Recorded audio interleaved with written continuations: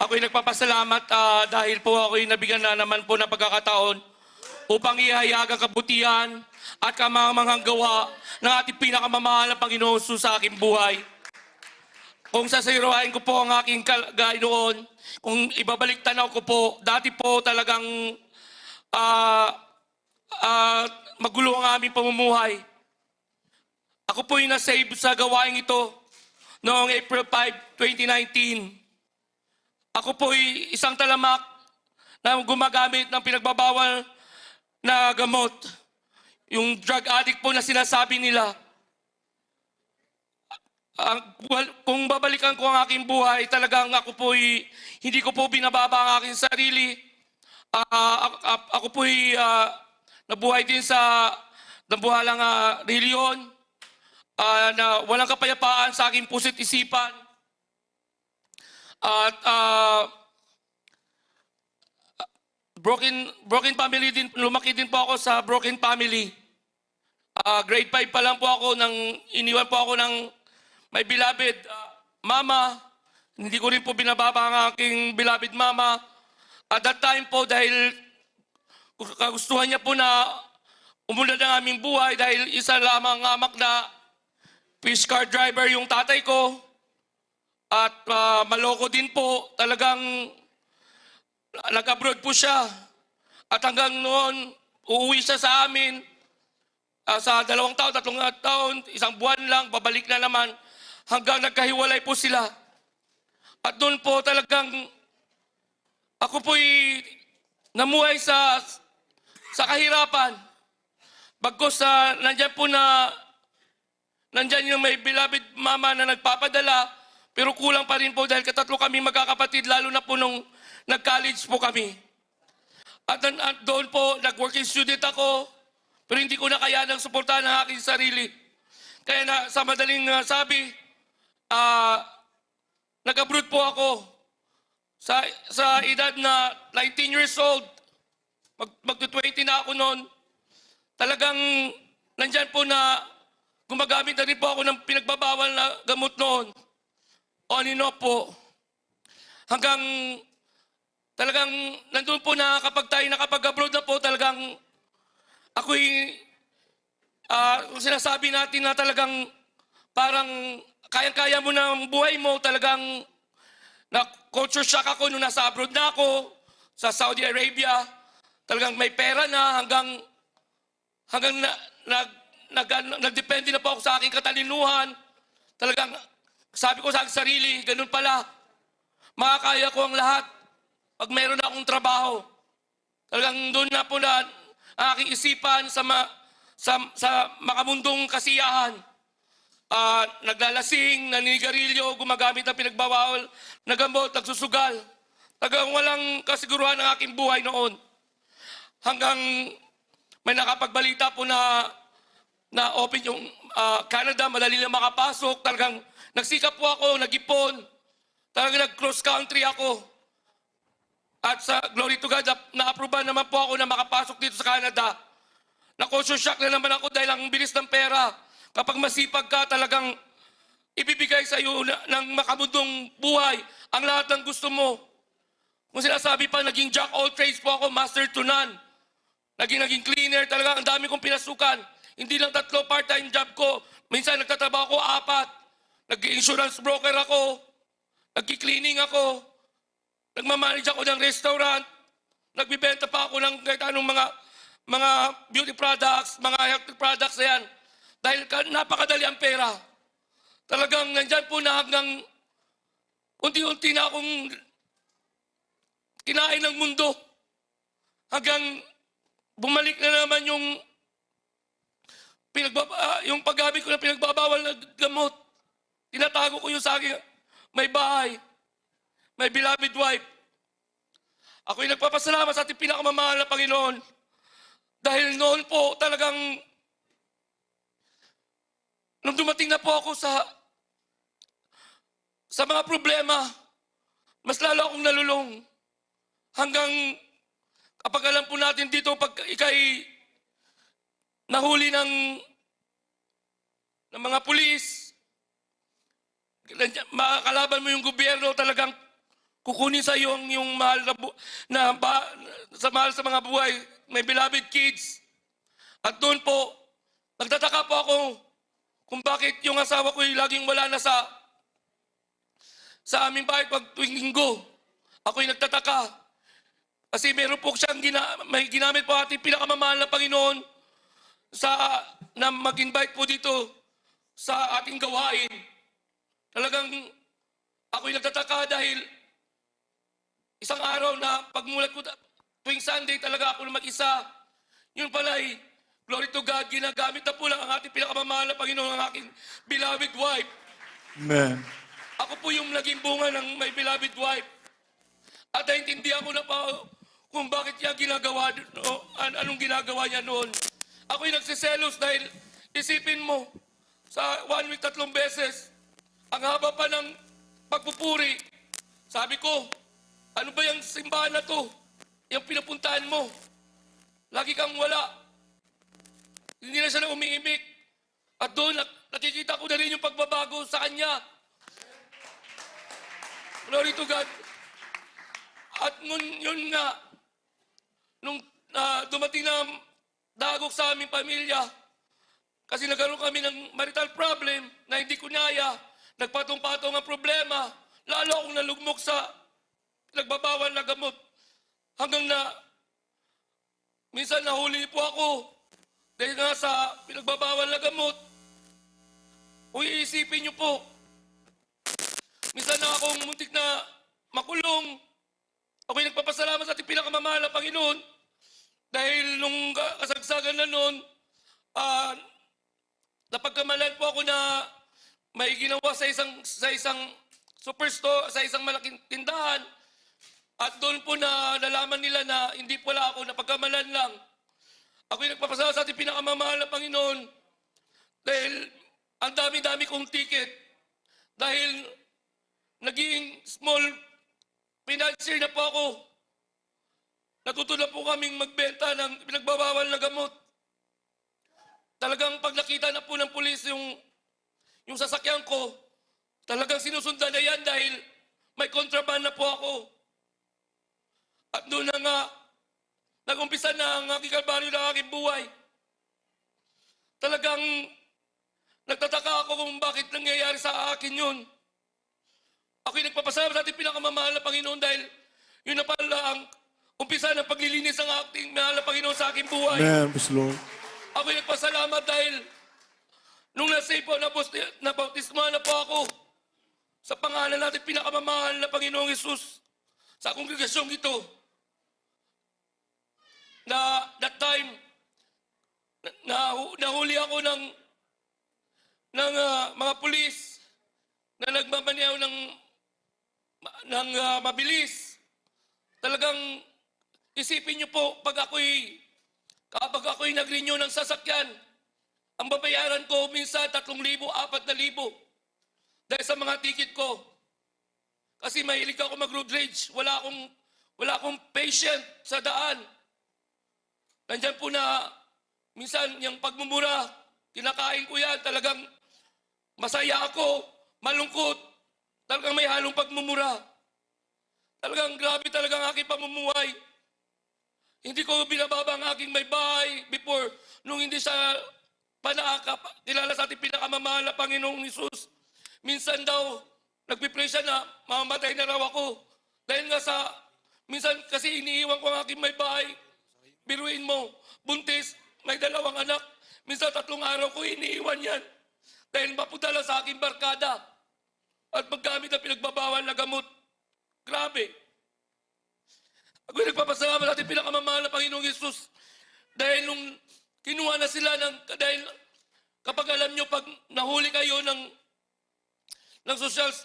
pulis, ganyan, imbestigahan na kayo yung background nyo. Talagang nalaman nila na gumagamit ako ng pinagbabawal na gamot. Isang beses, nung pumunta na yung social service, dahil nga nakikipagkarirahan ako hindi ko alam na yung in-road rage ko, pulis pala. Grabe talaga. Hanggang sinundan ako, isipin nyo, 3 kotse yan. Tinutukan ako ng baril. on the ground. Mas lalo akong kung sinasabi pa na-depress. Doon na nagsimula. Tapos pumunta na yung social service. Pinalis ako sa bahay dahil nalaman nilang gumagamit ako ng pinagbabawal na gamot. Talagang naging homeless ako for 2 weeks dahil hindi ako pwedeng bumisita at makita ang aking mga anak. Kinuha na sila ng social service. Ngayon ang naging kalaban ko na yung gobyerno. Pagbisita sa mga anak ko hindi pwede. Dahil nga sa pinagbabawal na gamot na yan. Kaya mayroon tayong kapatira na tumulong sa akin upang maging guardian ko. Glory to God. Tagang alam ko na unti-unti ng God works in my life. Talagang doon na ako'y nagpapasalamat sa ating pinakamamahal na Panginoong Isus. Amen. Nang ako'y nagpatuloy na sa ating gawain. Talagang glory to God. Alam ko na dyan na ating pinakamamahal na Panginoong Isus. Iklihan ko na lang po dahil ang haba. Kung pagsasama na ay kulang ang isang araw, kung paano ako binago natin pinakamamahal na Panginoong Isus. Hanggang naramdaman ko na nga yung unti-unti na God works in my life. Sabi ng isang ating kapatiran, kung gusto mo talagang totally change God, you want to change your life, pumunta ka ng Baguio, mag-ayuno ka doon, umuwi ka muna para maging clear daw ang aking, dahil litong-lito na ako at that time, hindi ko na alam kung anong gagawin ko. Yung addiction ko, nagkaroon din ako ng severe depression, dahil nga sa broken family, natatakot ako na naging failure na ako na pagiging ama, magiging mangyari na naman sa aming pamilya. Kaya ako nagpasakop sa ating pinakamamahal na Panginoon. Amen. Isipin nyo, my last option, yung pera ko, sabi ko, Lord, ikaw nang bahala. Hindi ko alam kung ano ang aking gagawin. Pupunta ako lang Baguio, mag-aayuno ako. At that time, malay COVID-19 na noon. Hindi pa masyado nag-boom yung COVID-19, kaya pumunta ako ng Baguio. Nag-ayuno ako doon. Ako'y nagpapasalamat sa ating beloved Pastor Mr. Almeida sa mga katuruan Amen. na nagsali-sali sa ating mga preachers, sa ating mga gawa, sa ating beloved brothers and sisters in Christ, sa ating kongregasyon na ito, dahil naramdaman ko yung pagmamahal natin, pinakamamahal na Panginoon. Hanggang bumalik na ako, glory to God. Naging isa pagpapala din pa pag-uwi ko dahil nagkabati na kami ng aking mama na matagal na kami hindi nag-uusap. Yung galit sa puso ko, talagang pagpapala din po dahil sinama ko siya sa gawain sa Amoranto. Hanggang sinama ko siya sa 45th anniversary.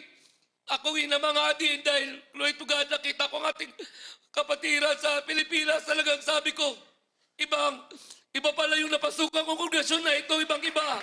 Amen. Praise the Lord. Isipin niyo po, yung nanay ko na sinama ko, hindi ko akalain, sinama ko lang dahil bago pa kami nagkabati, talagang mayroon pa kaming iba talaga pag malayo na yung puso mo sa iyong beloved mama.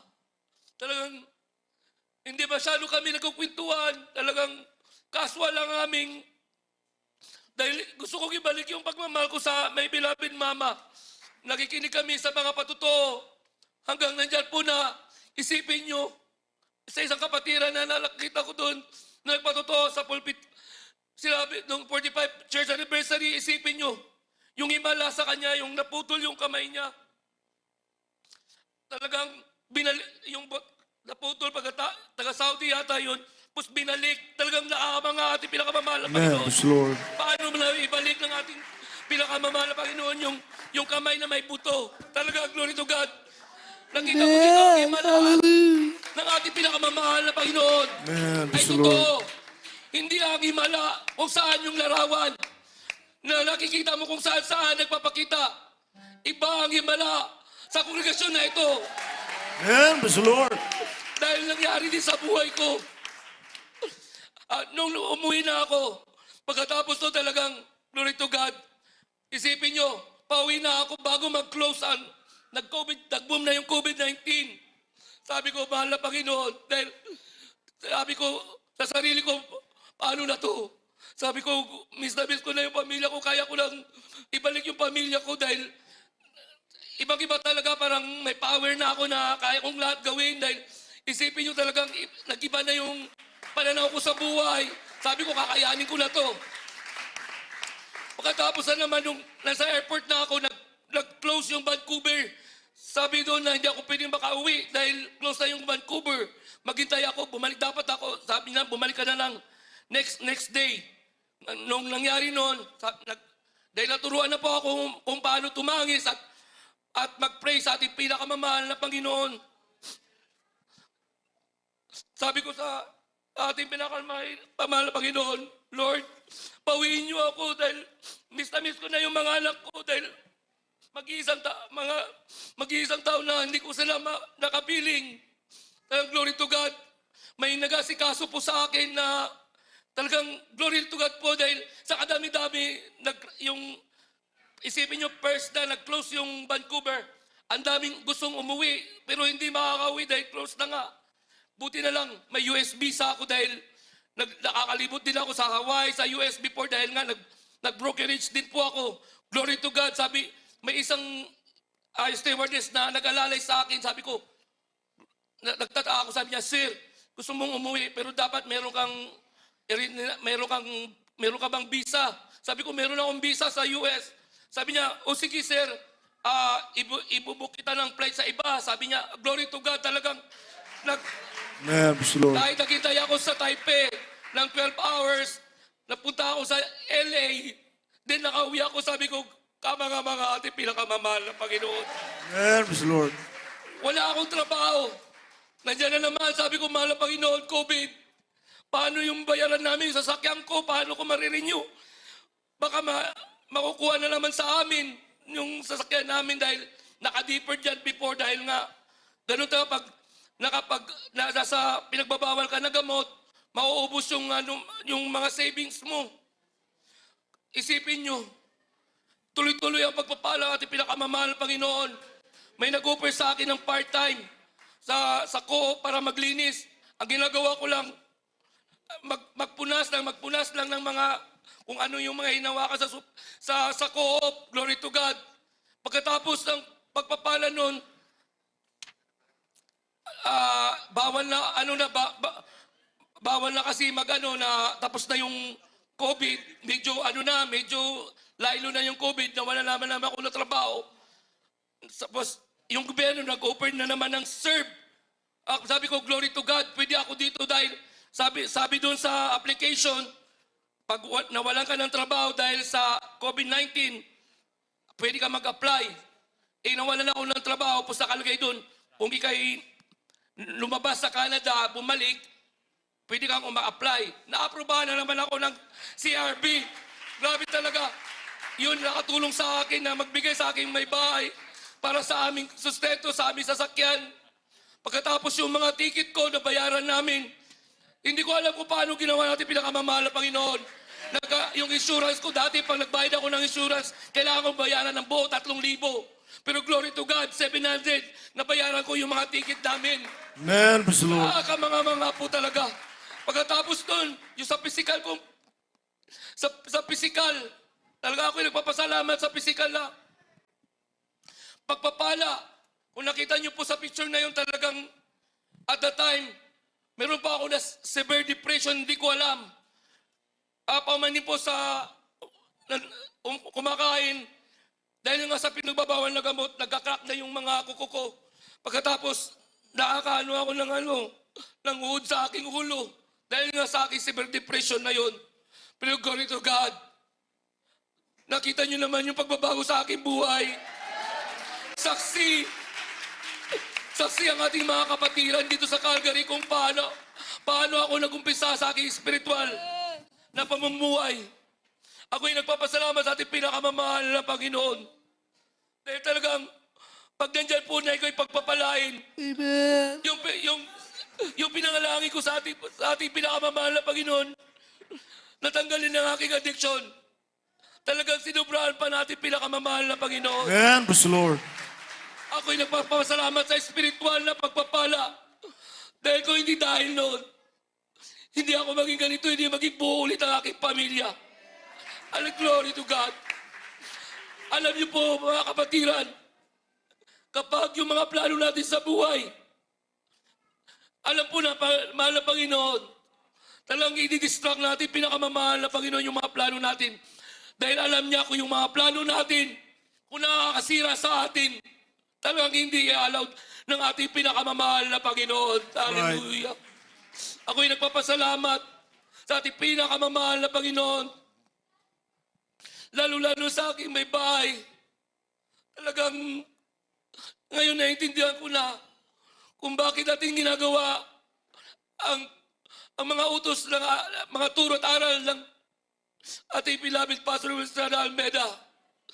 Mga pangyarihan po talaga ang panalangin. Amen. Hallelujah, ang pagpupuri, pag-aayuno. Talaga glory to God. Hanggang dito, ang haba-haba po ang aking patutuo. Hanggang dito na lang po, ang mataas sa pagpupuri, paglulati at pagdadakila ay nauukulan po sa ating pinakamamahal na Panginoong Yesus